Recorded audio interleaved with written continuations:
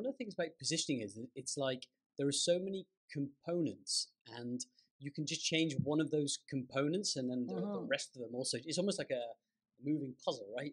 That's and it. You choose a different category. It's like, oh man, I'm up against a whole different bunch of competitors, and they have a different piece of value, and so like I guess there has to be some logical process. And I think your advice, correct me if I'm wrong, is that you should start with the competitive landscape first, like who the hell are you competing against?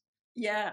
But that wasn't obvious to me at the beginning. Like at the beginning, I was like, okay, I think we could just break it apart and we'll solve for the pieces. I'll get the best answer for each of the pieces. Then I figure out how to bring them together, and that's how we're going to solve it. But yeah, like you have this problem that everywhere, everything you push, it bulges out on the other side. So it's like, so at the, and that's a thing that they don't teach you with this positioning statement, is that the components all have a relationship to each other. They're not independent. So if I look at value, like where does differentiated value come from? It only comes from our differentiated capabilities. That's all. That's the only place it comes from. It can't come from anywhere else. So those two things are inextricably tied. You have different capabilities, you have different value. That's how it works, right? But then I think about, well, what are my differentiated capabilities dependent on? Well, they're only differentiated when I compare them to competitive alternatives. So these things are all related. I can't just solve for one without knowing the other ones. And then it works the same with the other two too, right? Like, so my best fit customer, these are the people that care a lot about my differentiated value. That's what makes them a really good fit. Yes. And then the last one is market category. And it's a little esoteric, but your best market category is the context you position your product in, such that your differentiated value is kind of obvious to the customers you're trying to focus on. So yeah, where do you start? Like if everything connects to everything else, then where do you start? And I spent, not a word of a lie, 2 years where I thought there is no starting point. That's why there's no positioning methodology. There's no good starting point.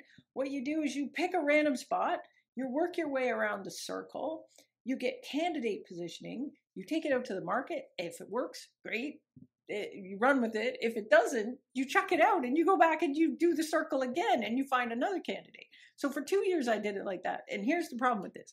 Like, if you get it right on the first try, yay, everything's great. If you get it wrong on the first try, you got to go back and do it again, and your boss is pissed.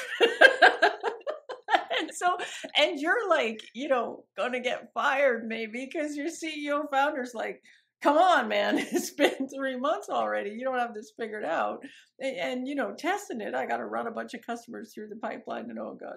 So it was awful for 2 years. And how I eventually solved this is I spent a couple of years going deep down the rabbit hole of jobs to be done. So I read a lot of Craig Christensen and I was thinking a lot about what is the intersection between positioning and jobs, because the job stuff was mainly getting used for, well, what feature should we build next? And are we building the right things to accomplish the job that the customer is trying to do?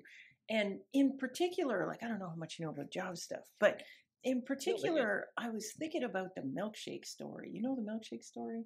So this is a very famous jobs to be done story. And so what it is there's a fast food chain and they want to find out how to make a better milkshake. And so they're interviewing people about, why do they buy milkshakes and when do they buy milkshakes and all this stuff.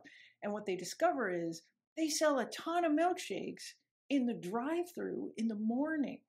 And they're like, what is going on here? So then they interview all these people in the drive-through and they find out people have got a long commute and they're hungry, but they don't want to eat like a breakfast sandwich or something because they're in the car and it's going to fall all over them and stuff. So they want something that fits in the cup holder, but at the same time they're hungry, right? So they don't want just a drink. They want like a meal in the cup holder.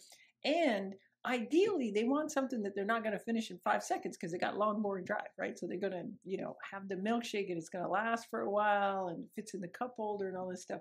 So the ending to that story was, okay, well, how do we make a better milkshake for these people when we're trying to accomplish the job of, got to fit in the cup holder, whatever.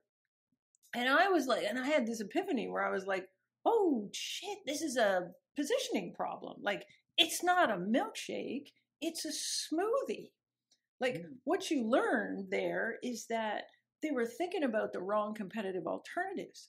Because if I went in and asked those people, what are the competitive alternatives to the milkshake? They would have said Egg McMuffin or a muffin or a bagel. And they wouldn't have been saying Coke, which is what you expected them to say. And so I had this epiphany, like, actually, we need to start with competitive alternatives. If we start with competitive alternatives, then we can say, all right, this is what we got to beat in order to get a deal done here. And baked into that is the job that the customer is trying to do. But even if I'm not sure of that, I can figure it out if I can figure out what the real competitive alternatives are. So I got to start with competitive alternatives. Once I've got that, that's my stick in the ground. That's reality. I got to beat this. And then you say, well, what have I got that the alternatives don't have? That's my differentiated capabilities.